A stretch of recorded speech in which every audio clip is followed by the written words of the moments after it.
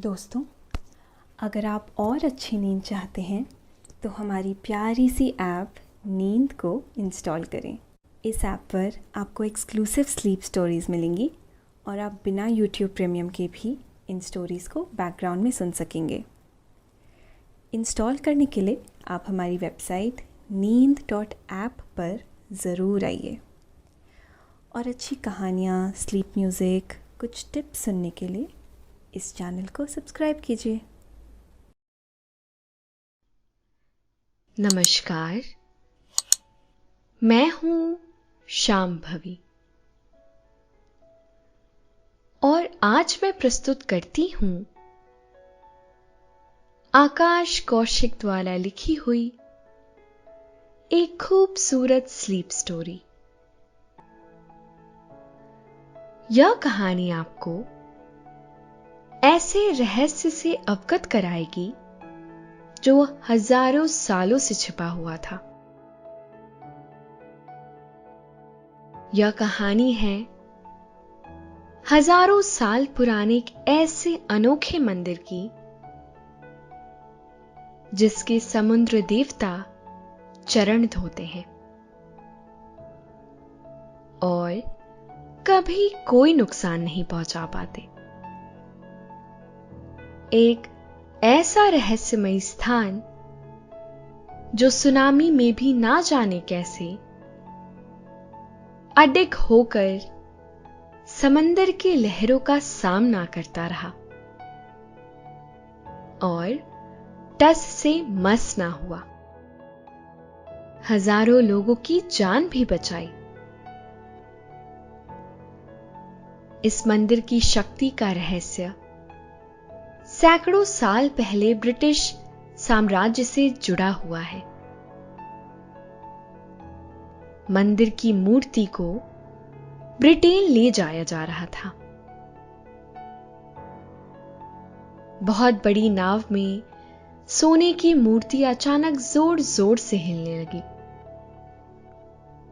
और तब समुद्र में कुछ ऐसा हुआ जिसने अंग्रेजों के रोंगटे खड़े कर दिए। आगे ऐसी क्या घटना घटी, आइए जानते हैं इस हैरत अंगेज कहानी में। लेकिन उससे पहले आप अपने आसपास की सारी लाइट्स ऑफ कर लीजिए। आराम से लेट जाइए। अपनी आंखें धीरे धीरे बंद कर लीजिए। अब थोड़ा सा अपने शरीर को आराम दीजिए। थोड़ा और आराम दीजिए। अपने शरीर को बिल्कुल ढीला छोड़ दीजिए। कोई टेंशन नहीं, कोई तनाव नहीं। अपने दिमाग में चल रहे सभी विचारों को, चिंताओं को त्याग दीजिए। एक शांति सी महसूस कीजिए। सारी नेगेटिव, सारी पॉजिटिव विचारों को धीरे धीरे निकाल दीजिए। हाथों को सीधा करिए और अपनी कमर के साइड में रख लीजिए। अब अपनी सांस पर ध्यान लगाइए। आपका मन शांत, एकदम शांत होता जा रहा है। आप अच्छा महसूस कर रहे हैं। खुद को काफी हल्का महसूस कर रहे हैं। हर तरफ शांति है, सुकून है, खामोशी है। एक बार एक गांव में समुद्र किनारे एक बहुत प्राचीन मंदिर था। हजारों की मात्रा में श्रद्धालु हर साल मंदिर में पूजा अर्चना के लिए आते थे। मंदिर की महिमा इतनी ज्यादा थी कि आने जाने वालों की भीड़ लगी रहती थी। मंदिर में बहुत सारे दानवीर लोग सोना, चांदी, हीरे जवाहरात दान दिया करते थे, जिससे मंदिर का वैभव बहुत ज्यादा बढ़ गया था। आइए इस मंदिर की महिमा जानने के लिए हम आपको थोड़ा अतीत में ले चलते हैं। यह उस समय की बात है जब भारत एक बहुत अमीर देश हुआ करता था। भारत को उस समय सोने की चिड़िया भी कहा जाता था। और हमारा देश भारत सोने की चिड़िया इसीलिए कहलाता था क्योंकि यहां पर पूरे विश्व में सबसे ज्यादा धन संपदा मौजूद थी। और उसका कारण था भारत के लहराते खेत जो सोना उगलते थे।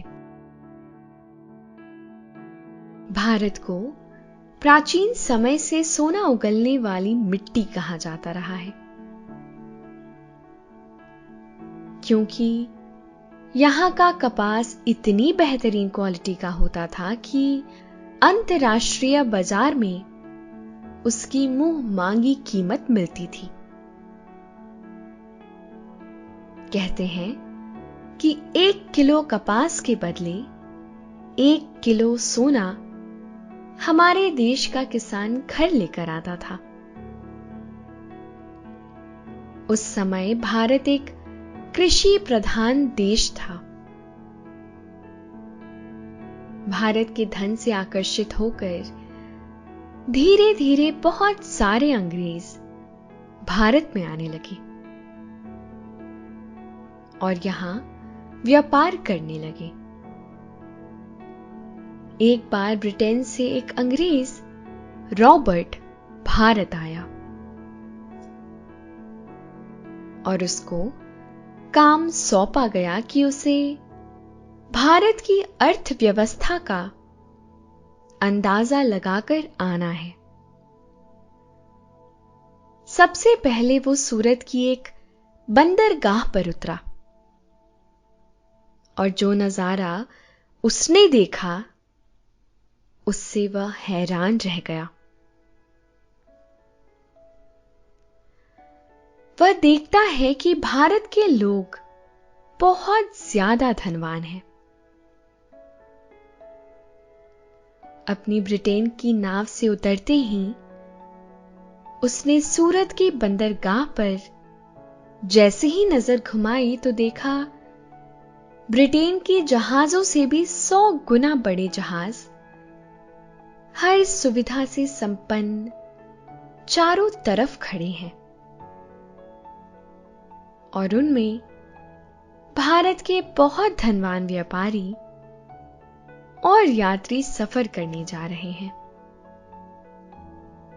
यह नजारा देखकर वह अंग्रेज आश्चर्यचकित रह गया कि भारत का नौका विज्ञान इतना संपन्न कैसे है। थोड़ा आगे जाकर उसे दिखाई दिया कि सूरत एक बहुत खूबसूरत और समृद्ध शहर है। वहां भारत के बड़े बड़े व्यापारी और धनवान लोग रहते हैं। दूर दूर तक कोई भिखारी या गरीब व्यक्ति नहीं है। दोस्तों, अब से आप bedtime stories, guided meditation, relaxing music, इन सब का आनंद नींद ऐप पर ही उठा सकते हैं। चारों तरफ बस धन ही धन है। रास्तों से गुजरते समय उसे लोगों के घरों में झांकने का मौका मिला तो उसने देखा कि जैसे ब्रिटेन में लोग अपने घरों में अनाज भरा करते हैं, बिल्कुल उसी तरह भारत के लोग अपने घरों में सोने चांदी की बोरियां और गट्ठर भर रहे हैं। हर घर के दरवाजे सोने और चांदी से बने हुए हैं। हर घर में किसी ना किसी भगवान की एक प्रतिमा विराजमान है, जिसकी वे लोग हर रोज पूजा किया करते हैं। धान और अनाज तो इतना है कि कई सालों तक खत्म ही ना हो। कुछ दिनों तक वह वहीं सूरत शहर में रहा और वहां की धन संपदा के बारे में अपनी डायरी में लिखता रहा। उसके बाद वह पूरे भारत में घूम घूम कर वहां की शिक्षा व्यवस्था का अंदाजा लगाने लगा। उसने देखा कि पूरा भारत 100% साक्षर है। हर गांव में एक से ज्यादा गुरुकुल हैं और तक्षशिला और नालंदा जैसे बड़े बड़े महाविश्वविद्यालय मौजूद हैं, जिनकी संख्या 2000 से भी ज्यादा है। नालंदा पहुंचकर उसे हैरान कर देने वाला नजारा दिखाई दिया। वहां देश विदेशों से आए हुए विद्यार्थी शिक्षा ग्रहण कर रहे थे और हर प्रकार का ज्ञान प्राप्त कर रहे थे। वह भारत का ऐसा विकास देखकर बहुत अधिक प्रभावित हुआ। उसने देखा कि औरतों को भी शिक्षा का बराबर अधिकार है और औरतों की संख्या ग्रुप वालों में मर्दों से भी ज्यादा है। औरतें शिक्षिका हैं और बच्चों को पढ़ाती हैं। इतना ही नहीं बल्कि राजकाज में भी औरतों का बहुत अच्छा बोलबाला था। रॉबर्ट ने देखा कि कई राज्यों में तो औरतें ही शासन करती हैं और बहुत अच्छे तरीके से अपने राज्य को चलाती हैं। उनके शासन में राज्य अच्छी तरह फल फूल रहा था। भारत पर किताब लिखते लिखते वह तमिलनाडु के एक मंदिर में पहुंचा, जो हजारों साल पुराना था और वहां की महिमा किसी से छुपी नहीं थी। मंदिर की धन संपदा और दौलत देखकर उसकी आंखें चौंधिया गई। कई दिनों तक मंदिर का जायजा लेने के बाद उसने वहां की धन दौलत का ठीक ठीक अंदाजा लगाया और एक पत्र लिखकर अपने साथियों को मंदिर लूटने के लिए आमंत्रित किया। उसके साथियों को उसका यह प्लान बहुत पसंद आया और वह भी मंदिर की धन संपदा के बारे में सुनकर आश्चर्यचकित हो गए। वे सभी लोग भी लालच में पड़ गए। पत्र पढ़कर उसके साथी भारत के लिए रवाना हो गए और एक लंबे सफर के बाद भारत आकर रॉबर्ट से मिले। उन सब लोगों ने मिलकर एक प्लान बनाया जिसके द्वारा वे मंदिर को लूटना चाहते थे। रॉबर्ट ने अपने साथियों को बताया कि मंदिर का मुख्य आकर्षण एक बहुमूल्य मूर्ति है जो मंदिर के गर्भगृह में विराजित है। उस मूर्ति की कीमत इतनी ज्यादा है कि जिसका तुम अंदाजा भी नहीं लगा सकते। साथियों ने कहा, ऐसा क्या है उस मूर्ति में जो उसकी कीमत भी आंकी नहीं जा सकती? रॉबर्ट ने कहा, वह मूर्ति सोने की बनी हुई है और इतना ही नहीं, उसका आकार बहुत विशाल है और साथ ही साथ उसकी आंखें हीरे से जड़ी हुई हैं।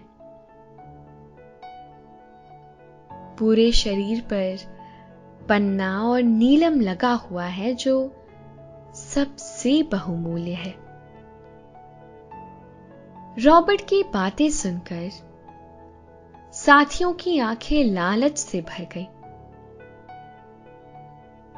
और उन्होंने मंदिर के पवित्र मूर्ति को चुराने का प्लान बनाया। एक दिन रात के समय वह सब लोग चोरी छुपे मंदिर में दाखिल हुए और पुजारियों को बेहोशी की दवा सुंघाकर अचेत कर दिया। दबे पांव वो लोग मंदिर के गर्भगृह में दाखिल हुए और मूर्ति को उसकी जगह से उखाड़ना शुरू कर दिया। दो लोग मंदिर के दरवाजे पर पहरा दे रहे थे ताकि कहीं कोई आ ना जाए और 4 लोग अंदर मूर्ति को उखाड़ने का काम कर रहे थे। मूर्ति इतनी ज्यादा भारी भरकम थी कि उसको हिलाना भी बहुत मुश्किल था। फिर भी वह लोग किसी तरह मूर्ति को उसकी जगह से हटाने में कामयाब हो गए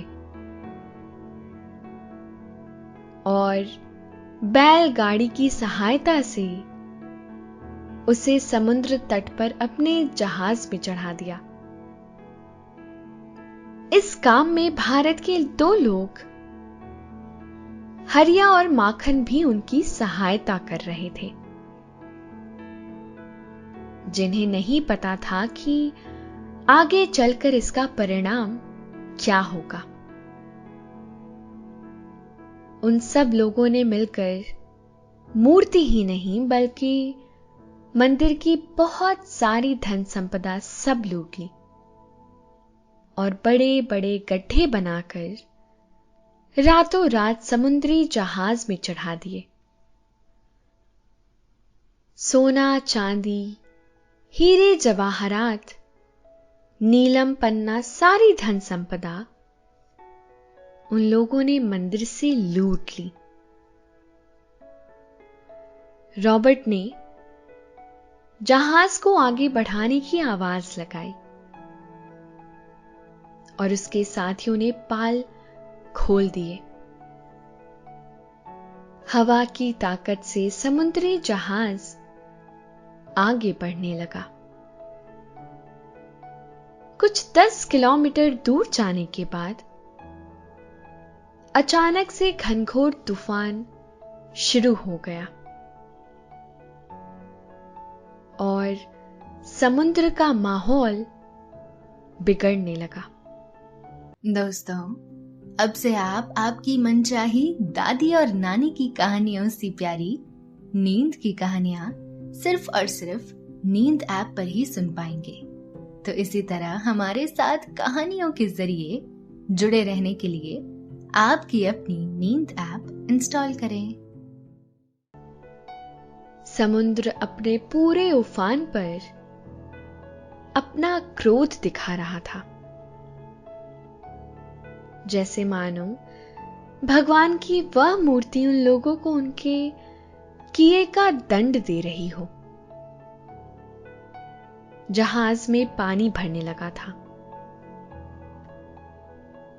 और जहाज काफी भारी हो गया था। बिजली कड़क रही थी और बहुत तेज हवा चल रही थी। रॉबर्ट को कुछ ठीक नहीं लग रहा था और वह सोचने लगा कि अब इस प्राकृतिक आपदा से बचने के लिए क्या किया जाए। वह सोच ही रहा था कि इतने में अचानक वह मूर्ति जोर जोर से हिलने लगी, जैसे कोई ताकत उसे हिला रही हो। हरिया और माखन में रॉबर्ट से प्रार्थना कर रहे थे कि हमसे बहुत बड़ी गलती हो गई,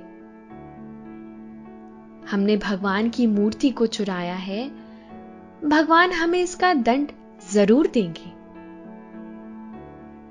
इसीलिए आपसे प्रार्थना है कि आप इस मूर्ति को यहीं छोड़ दीजिए, वरना आप अपने देश नहीं पहुंच पाएंगे। रॉबर्ट ने भी यही मुनासिब समझा और उन दोनों की बात मानकर मूर्ति को वहीं समुद्र में उतार दिया। बाकी बचा सारा धन लेकर वह लोग अपने देश ब्रिटेन के लिए रवाना हो गए और किसी तरह अपनी जान बचाई। मूर्ति ने जैसे ही समुद्र के पानी का स्पर्श किया, अचानक माहौल फिर से सामान्य हो गया और मंद मंद हवा बहने लगी। बादल गरजने बंद हो गए और समुद्र का रोष भी शांत हो गया। अगले दिन मंदिर में खलबली मच गई जब लोगों को यह पता चला कि उनके प्राण यानी उनके भगवान की प्रतिमा को किसी ने चुरा लिया है और साथ साथ मंदिर की सारी आर्थिक कमाई भी चुरा ली गई है। लूट की खबर सारे भारत में आग की तरह फैल गई और सभी लोग अपने अपने मंदिरों की रक्षा में तैनात हो गए, क्योंकि ऐसा फिर से हो सकता था, इसकी आशंका जताई जा रही थी। कुछ दिनों के बाद उसी गांव के एक पुजारी को भगवान का सपना आया और सपने में भगवान ने उसे बताया कि तुम जाकर समुद्र में मेरी मूर्ति को खोजो और वापस लाकर स्थापित कर दो। पुजारी ने कहा, भगवान, लेकिन मैं पहचानूंगा कैसे कि मूर्ति कहां गिरी है? भगवान ने कहा, मूर्ति की जगह पर तुम्हें एक नींबू तैरता हुआ दिखाई देगा। तुम समझ जाना कि मूर्ति तुम्हें यहीं पर मिलेगी और लाकर मंदिर में स्थापित कर देना। पुजारी ने भी ऐसा ही किया। अगले ही दिन वह अपनी नाव लेकर कुछ लोगों की सहायता से मूर्ति को खोजने के लिए निकल पड़ा। कुछ 10-12 किलोमीटर समुद्र में भीतर जाने के बाद उसे वास्तव में एक नींबू तैरता हुआ दिखाई दिया और वह समझ गया कि मूर्ति यहीं पर है। लोगों ने उस मूर्ति को वहां से बाहर निकाला, जिसकी हालत बिल्कुल भी अच्छी नहीं थी। मछलियों ने मूर्ति के ऊपर चोट मार मार के गड्ढे कर दिए थे। आंख, नाक, कान सब बराबर हो गया था। उसको फिर से नया रूप देने की जरूरत थी। मूर्ति को वापस लाया गया और मंदिर में स्थापना के लिए उसे फिर से तैयार किया गया। और एक बहुत ही भव्य आयोजन के बाद मंदिर में मूर्ति की फिर से स्थापना की गई और मंत्रों के द्वारा प्राण प्रतिष्ठा की गई। मूर्ति की स्थापना से पुजारी बहुत खुश थे। अगले दिन पुजारी के स्वप्न में भगवान आए और बोले कि मैं तुम्हारी भक्ति से प्रसन्न हूं और मैं तुम्हें और इस गांव को वरदान देता हूं कि यह मंदिर तुम्हारी रक्षा करेगा और सदा समुद्र के तूफान से तुम्हें बचा कर रखेगा। एक दिन कुछ ऐसा ही नजारा देखने को मिला। समुद्र में बहुत सी जगह सुनामी आ रही थी और उन दिनों समुद्र का माहौल भी कुछ शांत नहीं था। जगह जगह पानी पहुंच रहा था और गांव चारों तरफ से पानी से घिर गया था। लेकिन जैसे ही मंदिर के दीवार तक समुद्र पहुंचा तो दीवार को छूकर तुरंत उसकी लहरें शांत हो गई और समुद्र वापस लौट गया।